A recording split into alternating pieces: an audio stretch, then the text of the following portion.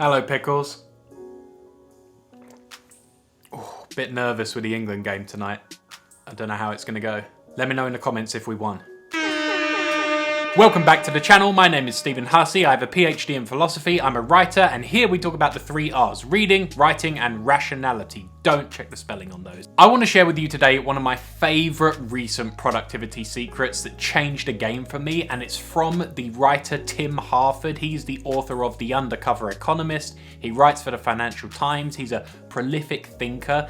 And he shared this idea in a TED Talk of slow motion multitasking. I used to be one of these people who was very influenced by the idea of a singular, obsessed genius, just one track focused on their singular thing and shutting out everything else. Whether it's Mozart slaving away on his symphonies, or Hemingway just sat at his desk writing and obsessed with his novels. Whiplash, that film Whiplash, where Miles Teller's character is just obsessively focused on being the best drummer ever and shuts out everything else in his life. And that movie's kind of a cautionary tale, really, but he does become an amazing drummer, so you think, well, it does work if you're singularly focused.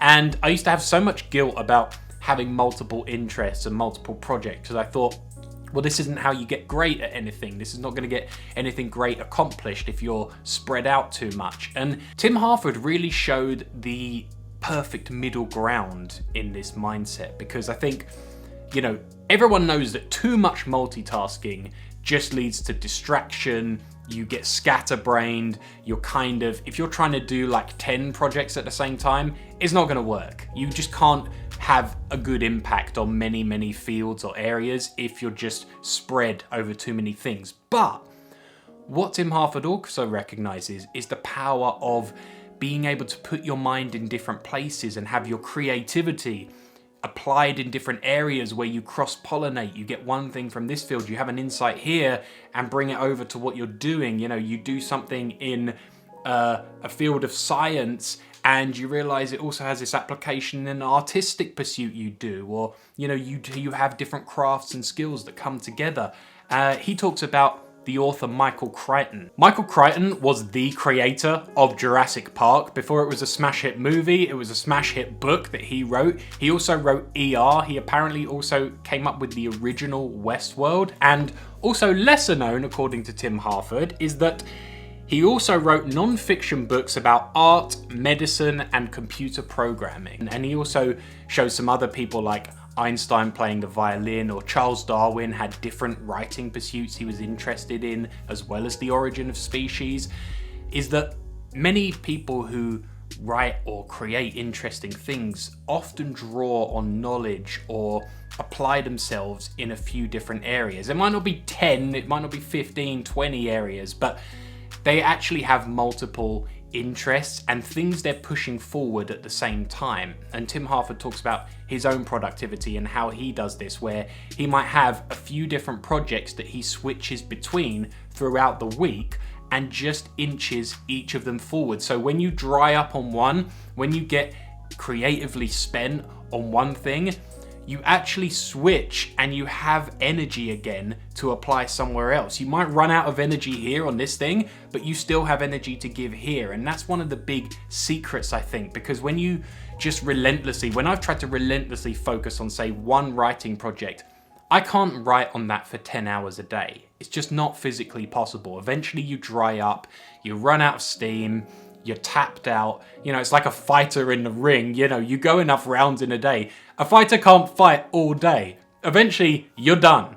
Like, you've emptied the tank, you've got to rest and just come back again tomorrow. And during that rest time, though, you can just switch what you do. You can do something else. You know, a fighter could go and read in the evenings, could go and watch boxing videos, could go and pursue some other talent that might be tangential to the boxing stuff. Maybe they do yoga or whatever, I don't know, stretching. Something that's tangential but helps in their main thing. And it's that same way with creativity. And so this concept of slow motion multitasking kind of validates, you know, if you are someone who is interested in several things and you often feel that guilt around it and you feel like you have to shut everything else off, I think this is a tonic to that mindset, because you realize that you can still have your main thing, you can have when you realize, hey, I've got something really good here, I've got something juicy with this project, you can start diverting resources and your attention to that and be like, I've got something amazing and,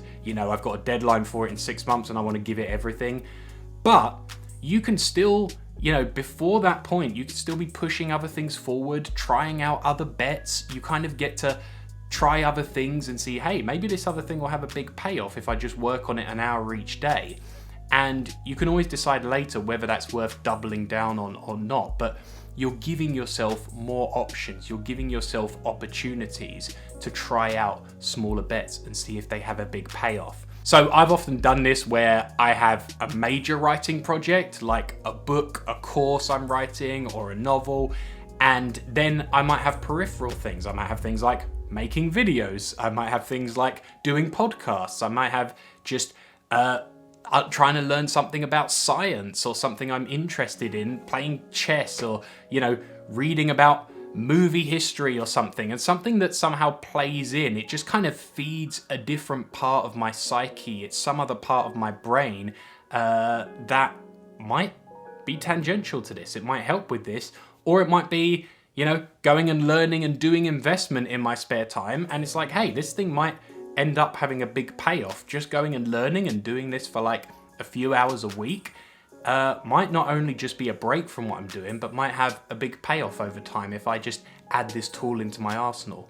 So give it a try yourself. Slow motion multitasking. Think of like 3-4 things you might want to move forward on at the moment, and think about throughout your week how you can slot them in. So you don't want to be changing your routine every 30 minutes because that's just pure distraction. You need focus time where you can say, I'm going to focus on this thing for 3 to 4 hours, and then in the afternoon I'm going to focus on this thing for a couple of hours. So you can break it up that way, or break it up through days of the week.